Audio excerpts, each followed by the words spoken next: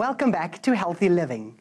The latest trends in men's grooming, hairstyles, advice on skin, hair and beard, as well as personal care, forms part of the 21st century male spectre. Jean-Marie Best of Camelot Spa shares with us what male grooming is all about.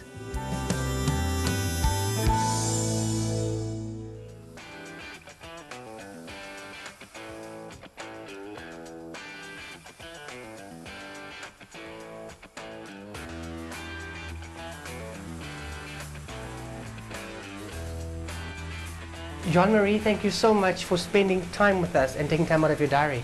Thank you so much. It's lovely having you over. So when I came to this beautiful venue, I came with a lot of work on my brain. And there's a lot of stress, it's month end, etc. And coming in, and walking in, I just felt so calm and relaxed. Is that the idea behind the Camelot Spa at Marinonickel? That's most certainly the idea, especially when you walk in. You have to almost forget that you are in Johannesburg, and it's a little gem that you can just break away and relax completely. Now we know that when men think about grooming, they think about shaving and cutting their hair. That's correct. And that's where it stops. That is correct, yes. What has the latest trend been when it comes to men's grooming, and how would you define it for a man? So men's grooming nowadays has really exploded.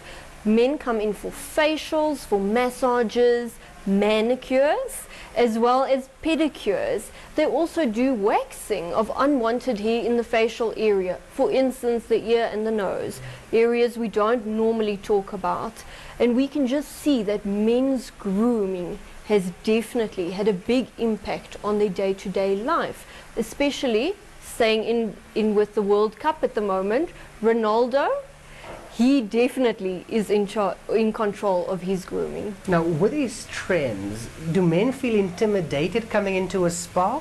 Or are they a little bit more welcoming, or are they not knowing what's going on? And what is your role as a manager and with your therapist to make them feel comfortable and get them to engage further with the treatments? Nowadays, men are definitely coming in. They know what to expect when they have their manicures, when they have their facials, when they have those treatments done.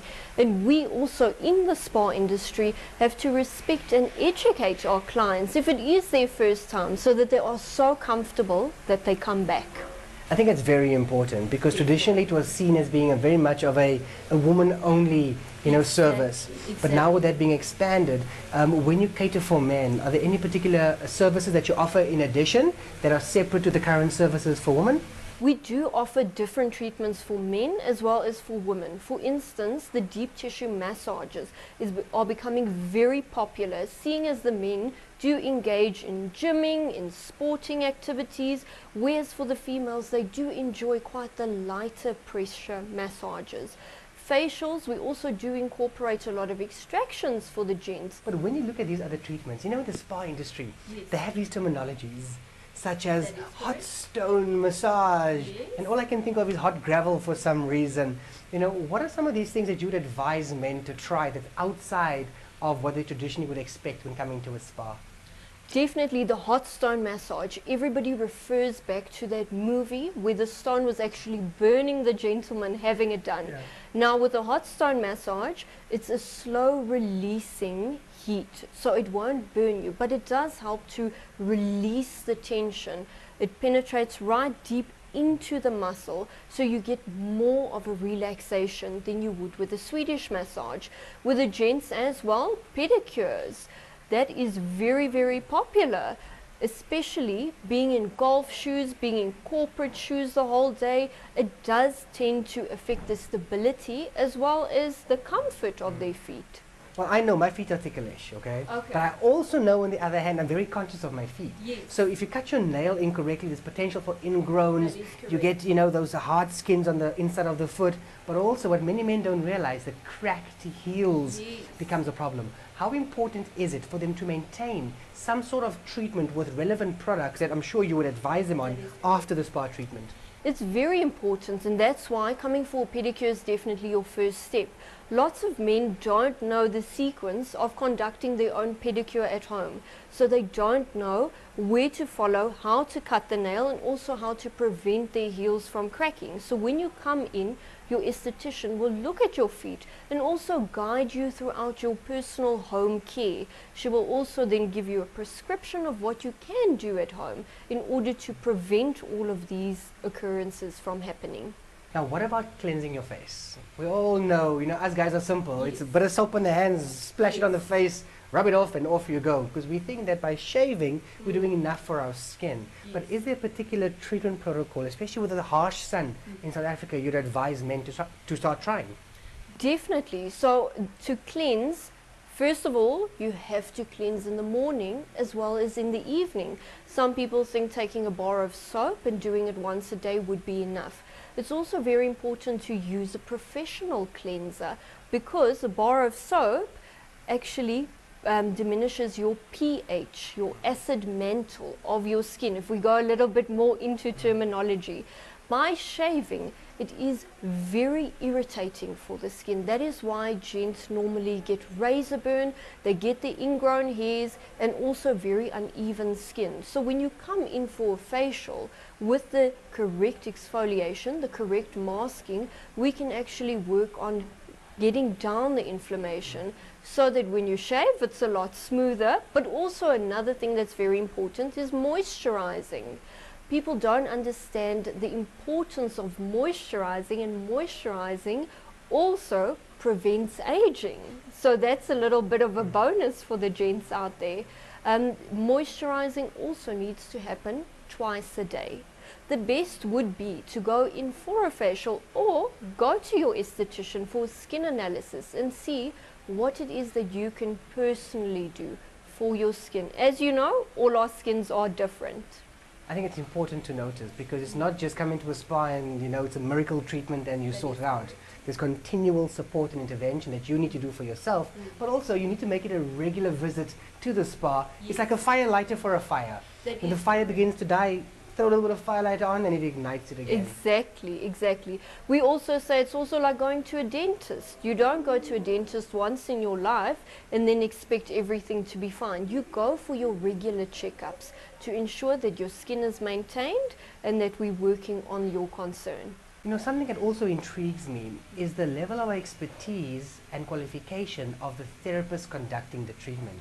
Because if they are not knowledgeable on the products, on skin types and what to treat things, it could cause a serious issue for that gentleman coming in for some sort of treatment. How do you guarantee that your therapists have the right knowledge, have the right expertise and are skilled enough to do this job?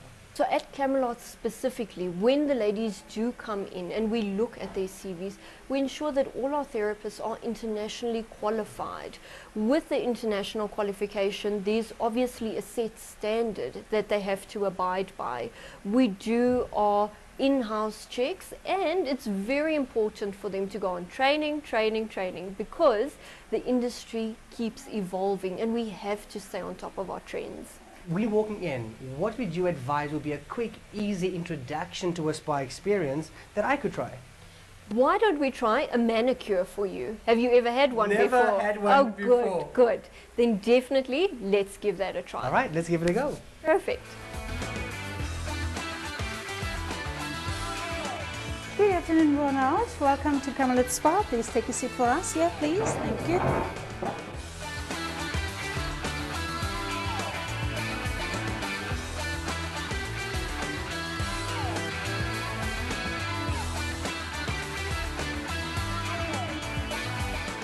My hands feel amazing so far and I'm not done. Sharon is amazing in explaining the process. I feel very comfortable. So to the men out there, if I can have a manicure, you can have a manicure. And notice, it's Manicure to help cure us men. Sharon, thank you so much for everything so far and I'll let you finish up my manicure. You're welcome. Thank you.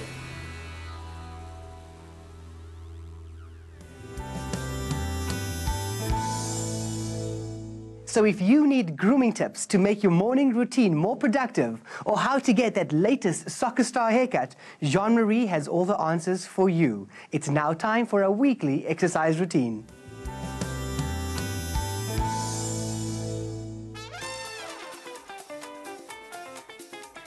With the World Cup in full swing, we've decided to give you men and women out there a soccer mobility and flexibility workout.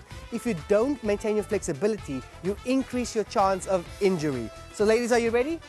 All right, let's go for this. First things first, we have to always warm the body up. So on the spot, let's give it a jog for 60 seconds.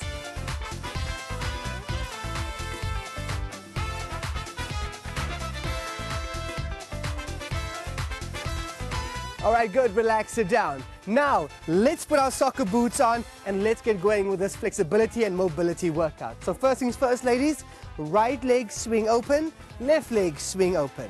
Let's go, right leg and left leg. Now keep on going, ladies, keep on going. Now what this exercise does, it helps loosen up the hips, inside thigh as well, and helps with your range of motion. As a football player, you have to stop a pass or you're passing forward. And if you don't have a strong inside thigh or loose hips, you will risk injury, and often the ball will go skew rather than to your partner player. So keep on going.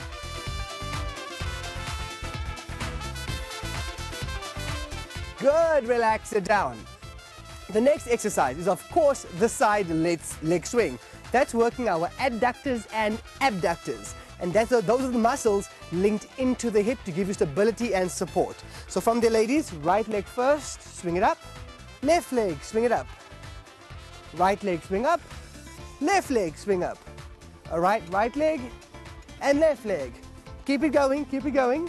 Now, why this is important is because you also stretch the inside thigh. When you're a football player, especially the goalkeeper, and they're kicking that ball, notice what happens. It increases your range of motion in the hips. Even when there are free kicks that are going out, they often kick it forward, so they increase the range of motion. You need to have very strong and stable hips to really ensure that ball gets hit properly and goes as far as possible and as accurately as possible. Good, relax it down. Now, the next exercise we're going to do is to stretch the hip flexors and the thigh muscles. So ladies, right leg will go back, bend the knee, and just lean back slightly. Now with this stretch, you find this area gets stretched, which is your hip flexor and your thigh. Hold it for 20 seconds, and then change legs. Right, change legs, hold it back. Now you need to keep your core tight, knee bent and stable. Now why I do this exercise is because when you're kicking the ball, there is often a back swing. So look at what happens. The back swing happens there and then the forward swing. So the back swing, this helps maintain flexibility so you don't pull your thigh muscle. And up you come. Brilliant exercise. And the one muscle many people forget to stretch, especially football players, is the calf muscle. So what I want you now to do is take your right leg slightly back. Okay, bend that right leg, lift the left toes towards you and lean forward. So that stretches your hamstring, and as you pull your toes further back, it stretches into the calf area. Hold that there, either with your left hand or your right hand or both hands. Change your legs. Forward, toes up. Feel that beautiful pull.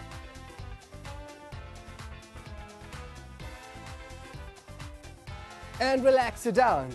You are now ready to play your football game or watch the football game.